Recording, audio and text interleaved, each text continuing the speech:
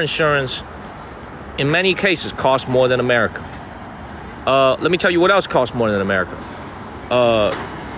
Prices for any car that's imported from Japan or Europe or the United States is going to cost more than what they sell for in China. So it's like, this is why a lot of people are turning to driving electric cars, because it's so much cheaper to own an electric vehicle and to charge an electric vehicle. The problem is, thank you, Amber Kleck. Cody, I'm going to answer that in a second. The problem is, this is very cold in the winter. This city is not very conducive to electric vehicles. It's way too cold in the winter. It degrades the battery. So this is why on the roads, you see a lot of blue license plates. I want you guys to look at this. Y'all see these license plates? Mostly blue here. Even the taxis are blue. Do you see that? Look at the license plates. Look at all the license plates. This is highly unusual in China. Look at all the license plates of the cars that go by. They're all blue. Blue means conventional gasoline or diesel. Green, like that vehicle parked up there, thank you Cash Money and Big Jake. Thank you Cash Money, sir. Green over there means new energy vehicles. Hybrids, electric. This is highly unusual. You see very few cars with green plates, mostly blue plates. This is highly unusual for a Chinese city. The reason is, it gets so cold here in the winter. It gets so cold in here in the winter. Thank you, Ron. New energy vehicles do not do very well here in China, in the city of Harbin. See this? All these cars, look at that Lexus over there, all blue plates, conventional blue plates. You don't see as many green plates, right? Look at this Porsche Cayenne over here, blue plates. So a lot of nice cars. Look at that Lexus, look at that Cayenne. So my point is, this is why electric vehicles are so popular in southern China, because it's hotter there. Thank you, Cash Money. Ronnie, Stacy, thank you so much. Does that make sense, everybody? I hope you guys learned something new. Let me show you guys something else.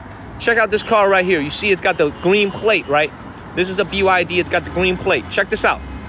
Y'all see the first letter after the first Chinese word is A? Do you see that?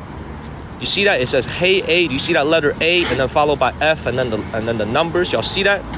You see the letter A? The reason that letter is A is because this right here is a provincial capital city. So it goes A, B, C, D, E, F, G. A is always reserved for the capital city of every province.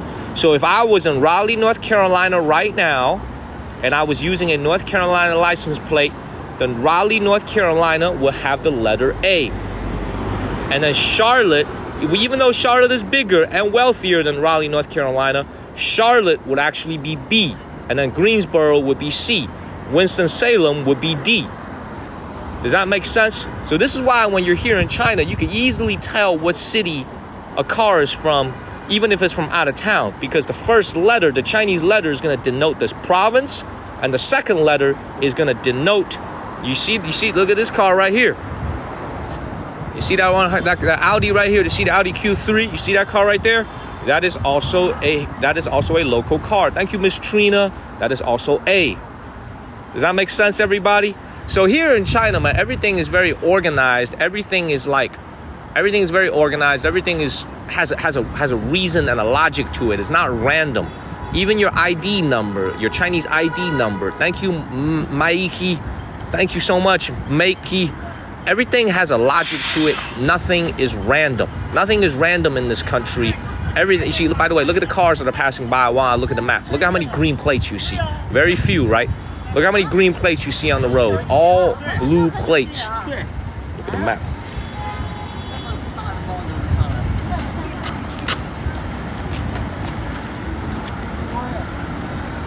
You see that right there? All right, let's cross the street. I actually need to cross the street.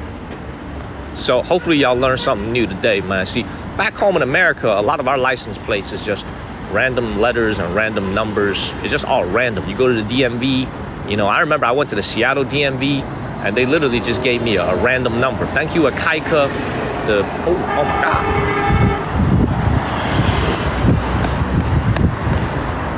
It was green when I got on the intersection, now it's red. Anyway, like when you go to the DMV and back home in North Carolina or when I was in Washington State and you get a new license, plate. They literally just reach into the safe and give you a random one. Here in China is a little bit different. Everything has a logic to it. All right, we're gonna go on the bridge now. I think down here. See, y'all see any? You see, look, all blue plates.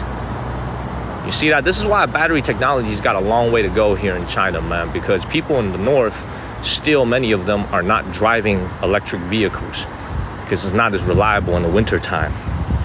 So it goes to show you the geographical differences here in China. Very, very stark. Beautiful. And this is what's interesting is someone just mentioned the income here on average is $560 a month. Why are there so many nice cars? Why was there a Porsche Cayenne and a Lexus LX, right? This is a dynamic I want to explain for a lot of Americans back home. So listen to this concept very carefully. In China, there's what I call the two-piece. Let me explain what I mean by the two-piece, okay? Let me explain this for all the... Now, I'm generalizing. I'm not saying this is the case for everybody, but let me explain the concept of what I call the two-piece here in China, okay? In China, it's very important for someone to own a home and to own a car. It's the same everywhere in the world, but here, what I realized living here is that the Chinese people, especially when you think about getting married as a young man, it's usually a woman's expectation, not always, but usually that you're gonna have not always, but usually that you're gonna have not always, but usually that you're gonna have a car and you have an. So this is why on the streets you'll often see a lot of nice cars, man. A lot of nice cars here in China, and they do the same thing that we do back home in America. A lot of them are on payment plans. A lot of those cars are being paid off gradually. So the BMWs, the Mercedes, you see a lot of nice cars, right? Now, what's interesting about, I guess what I'm trying to convey to you is this. I don't have the numerical data, but I will guarantee you that as a percentage of net worth, overall net worth, real estate and the vehicle value is much, much a higher percentage of an average Chinese person's net worth as it is in the United States of America. Does that make sense? People here really care about cars. It's what I call the two-piece.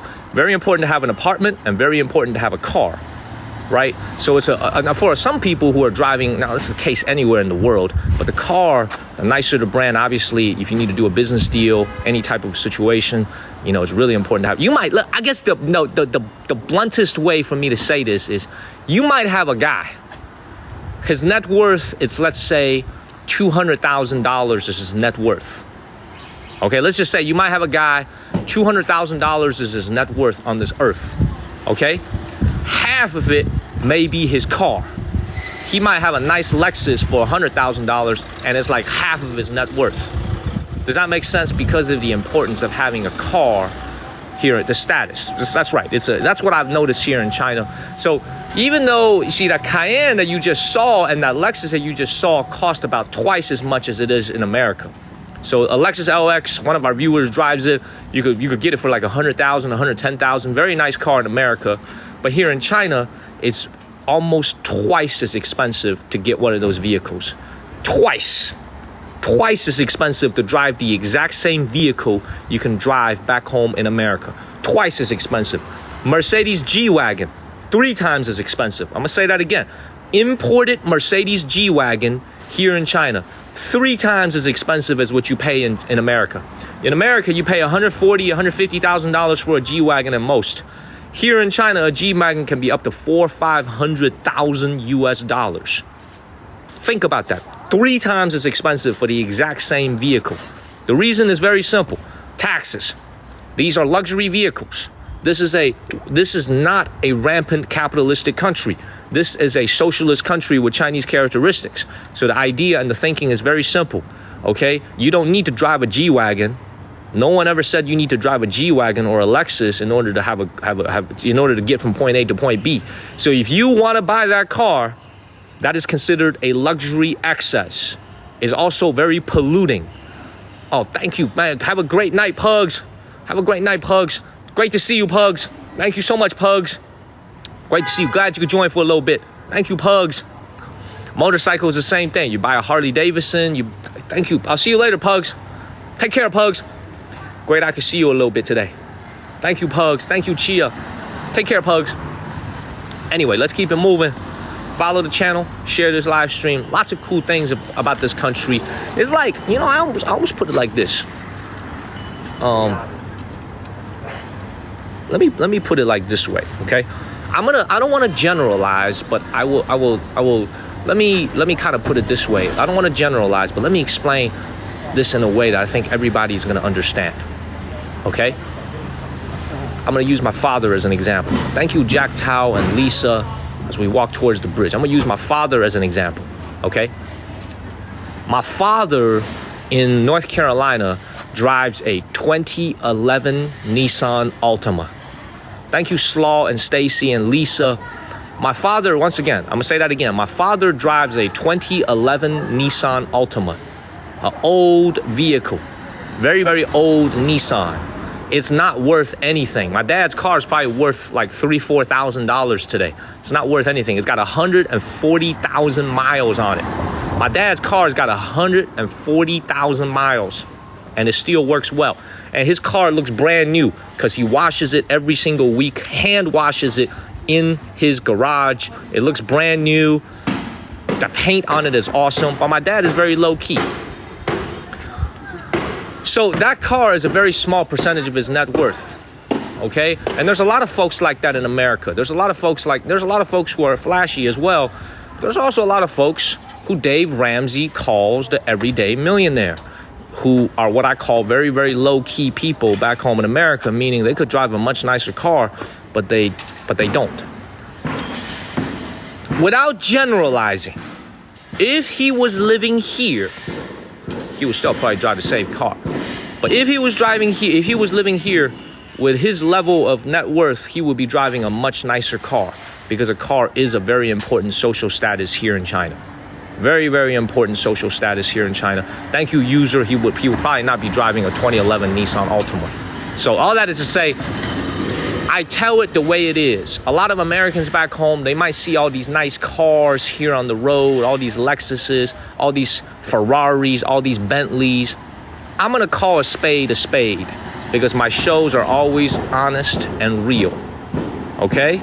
They do not represent real life for everyday folks, okay? Everyday folks are driving Nissan Versas, are driving normal cars, okay? And the fact that you see a lot of nice cars on the road does not reflect the fact that China somehow has become wealthier than the United States. Far from it. Far, far from it. Okay? I hope you guys understand what I'm trying to say here. It's a status symbol. There's a lot of nice cars. I hope you guys understand what I'm saying. Let's keep moving, y'all. Follow the channel. Share this live stream. I've asked my dad, by the way, many times, does he want to get a newer car? I was like, Dad, man, why don't you get a nicer car or some shit, man? Why don't you get a nicer car? You know what my dad says to me? My dad always has the same comeback for me. My dad always tells me, oh, I'm gonna answer that question. My dad always gives me the same answer. He says, son, so you want me to drive a Mercedes-Benz to work, park it at my job's parking lot for all my other co-workers to see? Thank you, Primi Jails. He said, so you want all my co-workers to see this? How do you think that's going to go down when they all drive very normal cars and I roll up in a Mercedes or a BMW? My dad always asked me this. I was like, how do you think my co-workers are going to respond when they see me drive up in a brand new car? You know what I'm saying? My dad keeps it real, man. My dad keeps it real with me. My dad drives a 2011 Nissan Altima. It's not worth anything. You know what my mom drives? My mom drives a 2008 Toyota Matrix. I don't know if any of you even know what the hell that is. My mother drives a 2008 Toyota Matrix. That car is probably worth nothing, but it runs amazing and it looks brand new because, once again, my parents take care of it. You know what I mean? So, yeah, I'm telling you guys, man, my parents are super humble. I don't even own a car in China. That's the way I was raised, man. So, like, they just real humble people. They live a very comfortable life, but they don't want anything materialistically. You know, my dad was using an iPhone 6S. I'm gonna say that again. My father was using an iPhone 6S last year before he upgraded to the iPhone 15. He been using an iPhone 6S for 9 years. He changed the battery in it, but he was using an iPhone 6S, my dad, before he upgraded to a 15. So I'm telling you guys, man. I'm telling you, that's why I love my dad so much. And this is why as we walk down the street, we should be at the river shortly. This is also why when I walk down the street,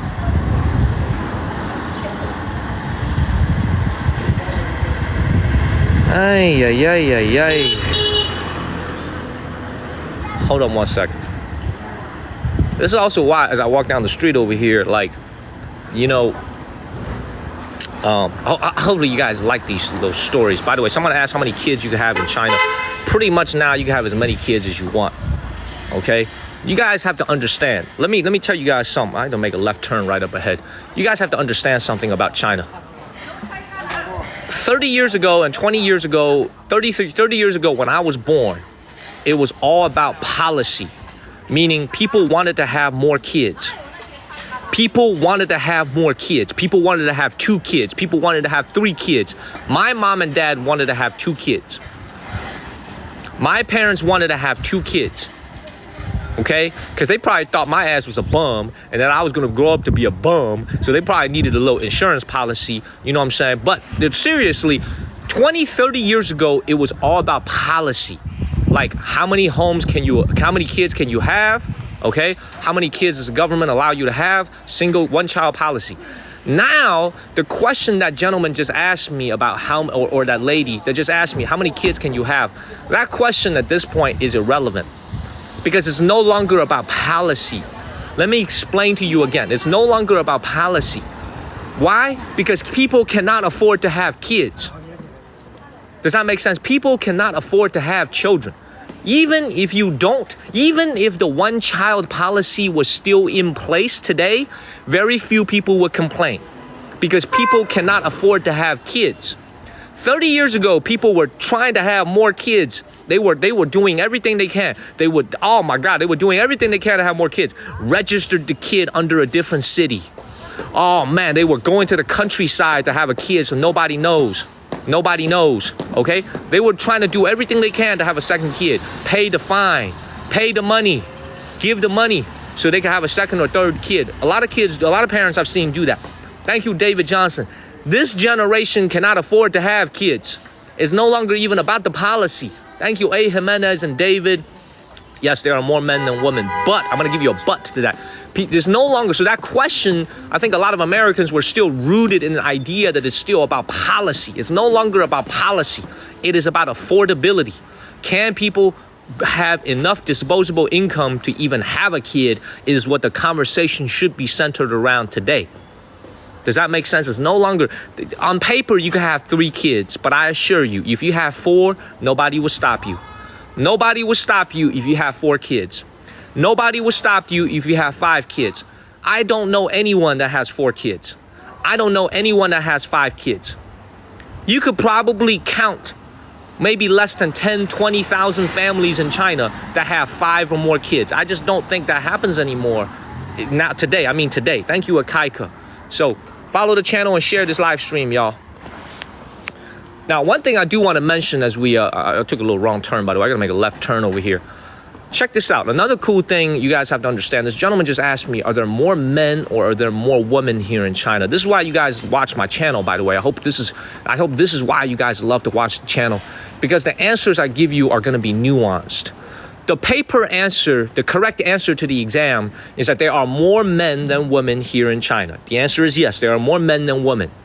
However, in my segment of the population, which is young people under the age of 40,